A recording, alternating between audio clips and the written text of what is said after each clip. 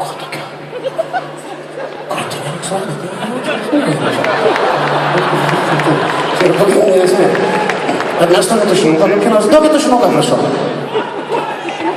Duokit tušinuką kas nors. Duokit, kas turi čia kokį nors markerį ir tušinuką. Žiūrėkit, mergina nori, okei. Gerai. Ir atsiprašau, žmonių.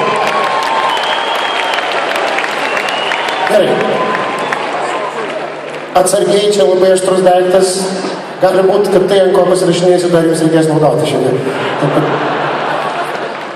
Aš ne... Šiandien, gerai, audringai plojant, jūs galite tai padaryti. Jūs esate vienas iš mano bičiuliai. Jūs darot kur kas įdomesnius dalykus, kai jie dviesi. Ir šiandien viso labo taip.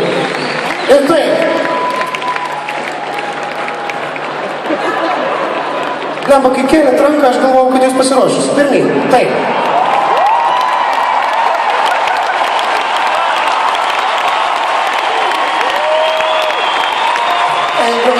Pajaus, ką tai reiškia.